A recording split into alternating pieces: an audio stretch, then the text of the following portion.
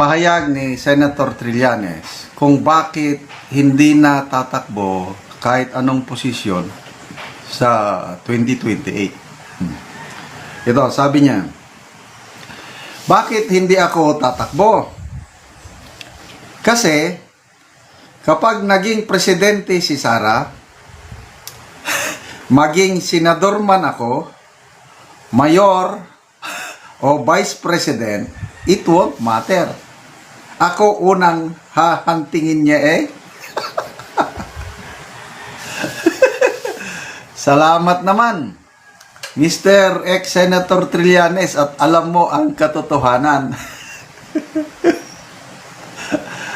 Ano na yung sabi niya na pag natalo si Hontiveros na presidente sa 2028, hindi na daw siya titira sa Pilipinas. Hindi ko na, or kung manalo si Sara, matalo si Risa, hindi na siya manirahan sa Pilipinas. Sa US na lang daw. Ito na, connecting the dots. Takot pala siya na hahantingin ni VP Sara. Humanda na kayo. Sino pa yung hahantingin? Tore, yung group effort, sina Abante. takot na sila ngayon. Ay, nako. Ang tanong, kung tatakbo siya, mananalo ba? Yun ang unang tanong. Basa tayo sa mga comments. Janice Vito, alam mo na pala eh. Raymond Mananday, bugok ka. Di ka mananalo, oy. Isa pa, gawain mo yan kasi kaya ka takot. Yun ang tanong. Hindi nga siya nanalo sa Caloocan, itong midterm election. Kasi he was born in Caloocan. Nabasa ko yung kanyang short biography. Born in Caloocan pala talaga siya. So, ilang beses na ba siyang tumakbong senador na natalo? Kaisa pa o kadalawa na? Para nakikita niya hindi na siya pwede sa national position. Kaya sinubukan niya yung kumandidatong mayor. I don't know, yung kanilang party list, Magdalo. Wala naman atang hindi na nananalo ang Magdalo dahil wala na eh. Noong una, okay pa naman tong si Trillanes. Binobotohan ng mga sundalo, mga men and women in uniform yan. Okay siya noong una. Nasira na lang siya nung lantaran niya ng kinontra ang mga Duterte. Kaya ito, Merisi Gaba ngayon, yung nangyayari sa kanila na habang sinisira nila si VP Sara, lalong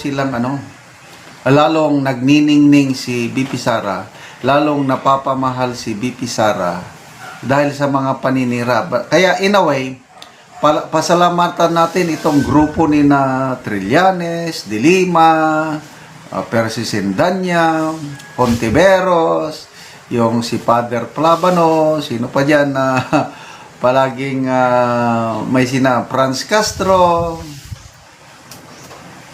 Parang sila eh, yung gold, i-refine mo by fire, lalong maging pure yung gold. Yung diamond, parang linisan mo, kiskisin mo ata eh. Para malalong mag-shine, kiskisin mo. So, itong sina Trillanes and company, sila yung taga-kiskis kay VP Sara. Kahapon, may nakausap ako sa isang mall, mga diehard supporters. Naglalakad ako, exercise. Mamaya, yung mag-asawa, Sir, sandali lang. Kayo ba si Makanas? Yung vlogger. Diba? Oo. Ay, nanonood kami sa inyo. Die hard Duterte kami. Ano bang plano natin? Oh, tanong sila. So, napag-usapan namin yung mga ginagawa nilang paninira kay BP Sara, lalong nagniningning si BP Sara. Ganon ang usapan namin kapon sa loob ng isang mall.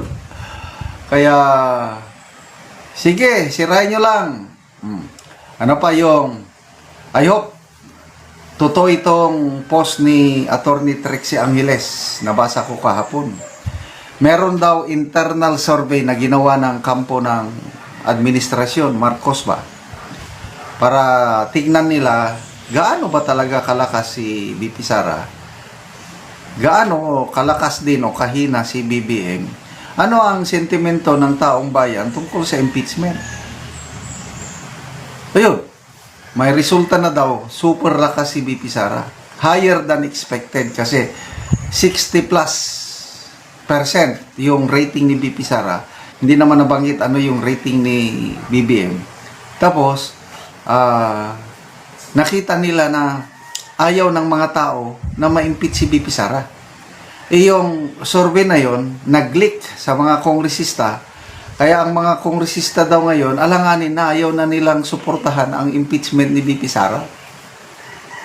Kaya itong si Congressman Lawrence Defensor, Deputy House Majority Leader, umamin na siya sa isang interview na mahirapan sila na makakuha ng 1/3 of congressmen who will endorse the impeachment of BP Sara dahil pinag-iisipan nila yung kanilang political career sa 2028. Sino ba? Kung ako ang kongresista, no way. Lalo na ngayon, wala namang padulas daw. O, sabi ni Congressman Toby Chanco, hindi katulad last year na mayroong budget sa mga pumirma. Ngayon, wala na. Bakit pa ako pipirma? So, galingan nyo, Mr. Ex-Senator Trillanes. Talunin nyo si BP Sara para hindi kanya hahantingin. Good luck sa iyong pagtatago kung sakali. Itong post ni Sas Rogando Sasot, may 4 na emoji dito. Parang, di ko ano ba ito? Crying or laughing emoji? Yeah. Isinare niya dito yung statement ni ex-Senate President Franklin Drilon tungkol kay BP Sara na to me is acknowledgement sa lakas. To me, isa itong papuri, pagsaludo kay BP Sara. Sinong mga nataranta, lumuluha. Mga kapwa niya dilawan, Risa Ontiveros. Pakinggan mo ito, Risa. Sabi ni Senator Drilon, let's face it, Sara Duterte is the strongest candidate in so far as 2028 is concerned. Yan ang pahayag niya kahapon. Ano ngayon? Anong sabi ni Senator Ontiveros? We can slay her. Slay, yung tatalunin natin siya. If only we unite. Meron ba? Kaya, nag-press con siya kahapon, si Senator Ontiveros. Mabuti at klinaro niya na he's really ready, available to run in 2028 pag pipiliin siya ng opposition, united opposition. Ganon yung united opposition. Ang tanong ko, how does she define, anong ibig niya sa united opposition? Sila lang ba na mga dilawan? Kakamping, yan. Isa lang yan, dilaw, kakamping. Or kasama na rin ang mga makakaliwa? Or kasama na rin ang Marcos camp? Yan ba ang ibig niyang sabihin sa united opposition? Kasi, yan ang kanilang strategy ngayon Uniteam 2028. Para may pag-asa tayong talunin si BP Sara, magkaisa tayo. So, si Risa, Pag siya ang piliin ng United Opposition, ready siya. Mabuti, klinaro niya. Pwede rin akong maging vice president or whatever rule na ibigay nila sa akin. At least okay na, no? Klaro na. Kasi nga, kung sila sa Dilawan, sa kakamping, nandyan pa naman si Madam Leni. Nandyan pa si Bam Aquino. Yun yung mga na lumulutang ng mga pangalan sa grupo ng kakamping.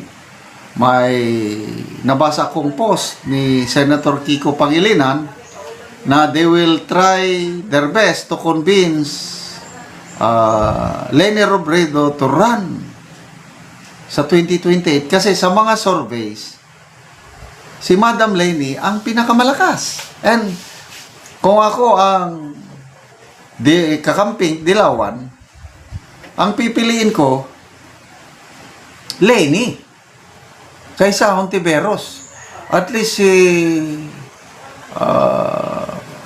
Leni, sa opinion ko lang ito, wala siyang bahid ng korupsyon. As in, wala. Ang problema lang natin sa kanya noong 2022, yung tinatawag natin siyang lutang. To me, mas maganda na lang yung lutang. Sana maibalik ko pa ang panahon. Sana si Leni na lang ang presidente natin ngayon kumpara sa ngayon na akala natin na matalino, mabait, mapagmahal ang BBM na binutuhan natin, mabaliktad. Talagang budol-budol man talaga. So, Leni Robredo ako. Si Hontiveros. Sabi niya, hindi daw siya involved sa PhilHealth na issue. Wala daw siyang insertion. Depende sa taong bayan kung paniwalaan. Basta nandyan yung nakakabit sa kanyang issue, pangalan niya yung PhilHealth, kaya tinatawag siya na PhilHealth Queen at saka Insertion Queen. Nababasa ko lang itong mga post mga post sa social media. Queen of Insertion and Queen of PhilHealth, mga ganon. So, okay, so ano kaya ang reaksyon ni Risa sa mga ganitong statements ng kapwa nila Dilawan? Ito sina Senator Franklin Drilon, ito yung mga original na Dilawan. And sumasaludo ako. Hindi naman lahat ng Dilawan masama. Ako, saludo ako kay Senator Drilon. Itong si Congressman Edgar Erice. Dilawan yan. All throughout, Liberal Party siya. Tignan nyo, napaka-objective yung ano niya. Ipinupos niya na dapat ma-impeach si Pangulong Marcos Jr. Sabi niya, dahil pinabayaan niya yung budget, command responsibility. So at least to me, may matitino pa rin ng mga Dilawan. Si Atty. Rowena Guanzon, Dilawan kakamping yan tingnan nyo ngayon yung stand niya. Yan ang mga kailangan nating leader sana. So, ano ang kinabukasan ni BP Sara? Ako, kung may bulang kristal pa ako, nakikita ko na talagang she is destined to be president. Noong 2022, pwede naman siya, kailang I think inalaw ng Diyos yun na hindi siya nagpresidente kasi nag-undergo muna siya ng trial ngayon. Itong mga nangyari sa kanya na mga problema, lalo na yung nangyari sa kanyang tatay, that will make her stronger when she become a president in 2028. Kaya konting tiis na lang, mga kapwa ko DDS, kapit-bisig tayo. Kung si Laila de Lima nga nakipagkapit-bisig sa mga madre para pabagsakin si BP Sara, tayo DDS, kapit-bisig din tayo. Tayo ang mas marami Mas marami tayo sa kanila. Tayo ang kinakatakutan nila dahil solid tayo mga DDS.